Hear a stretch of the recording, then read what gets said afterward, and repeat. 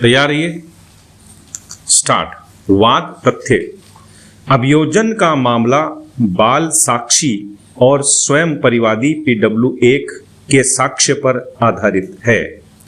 उसके कथनानुसार दिनांक 30/12/2002 को अपीलार्थी और एक अन्य ने उसकी मां को चाकुओं से हमला करके मार डाला और वह मां को बचाने आया तो उस पर भी हमला किया गया। घटना रात में 1 बजे घटी।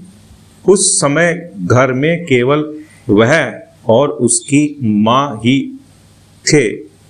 घटना की पहली सूचना उसने सुबह दूध वाले गोलू को दी, जिसने घटना की सूचना उसके चाचा राजिंदर सिंह PW6 को दी। उसके बाद उसके पिता आए जो उसे हॉस्पिटल ले गए।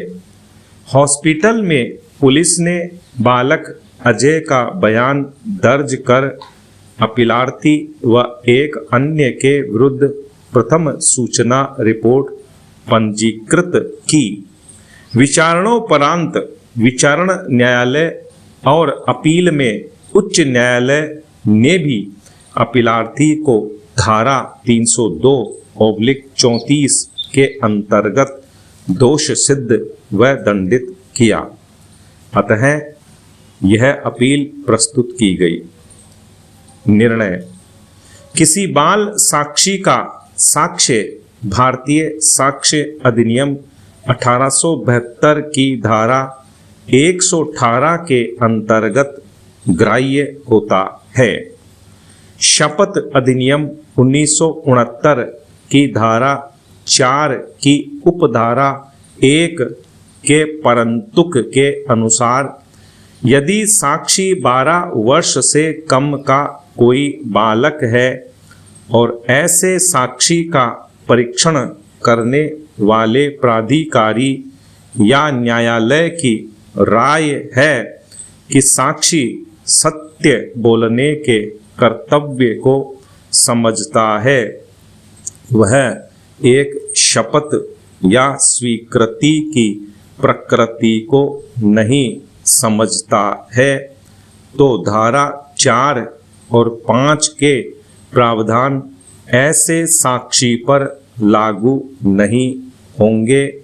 किंतु ऐसे किसी मामले में शपथ की अनुपस्थिति या स्वीकृति ऐसे साक्षी के द्वारा दिए गए साक्ष्य को अग्राह्य नहीं बनाएगा या न ही साक्षी के सच बोलने के कर्तव्य को प्रभावित करेगा। 3. इस मामले में उपर्युक्त सभी के साक्ष्यों एवं उन पर किए गए एवं उन पर आधारित अनेक समव्यवहार एवं प्रक्रिया दूषित एवं संदेहास्पद है।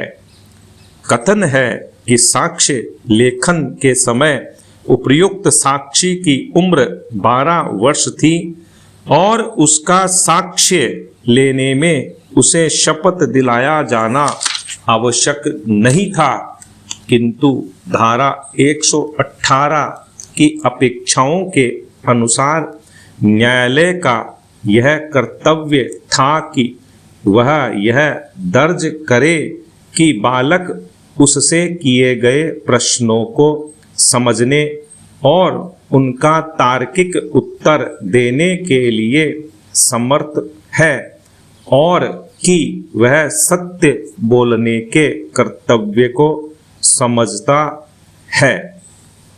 न्यायालय को यह भी समीक्षा करनी चाहिए थी कि क्या उसे सिखाया या पढ़ाया गया तो नहीं है। 4.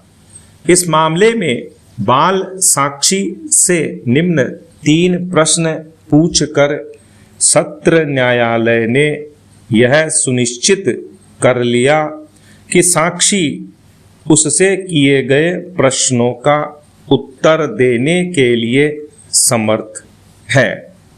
1. तुम किस स्कूल में पढ़ते हो? उत्तर, प्राइमरी स्कूल बरवासिनी। 2. तुम्हारे पिता का क्या व्यवसाय है? उत्तर, हनुमान मंदिर के पुजारी। 3.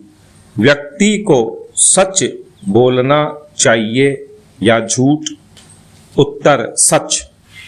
उपर्युक्त अवलोकन पर हमारी राय में विद्वान सत्र न्यायाधीश ने अपने कर्तव्यों को पूरा नहीं किया है। 5. बाल साक्षी की मुख्य परीक्षा और प्रति परीक्षा के निष्कर्षों में उसके दिए गए साक्ष्यों में अनेक विरोधाभास हैं, विशेषकर आक्रमणकर्ताओं की पहचान करने में।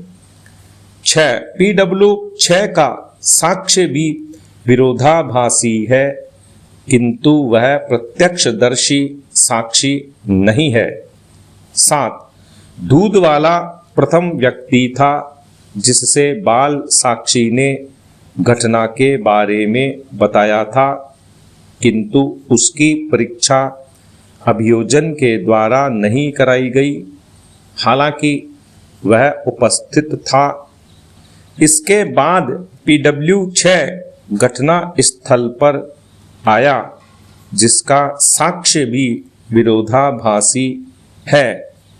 इसके बाद मृतका का पति घटना स्थल पर आया, किंतु उसका भी परीक्षण आवश्यक नहीं समझा गया, जबकि वह भी महत्वपूर्ण साक्षी था। इससे अभियोजन के विरुद्ध प्रतिकूल अनुमान लगाया जा सकता है। विराम।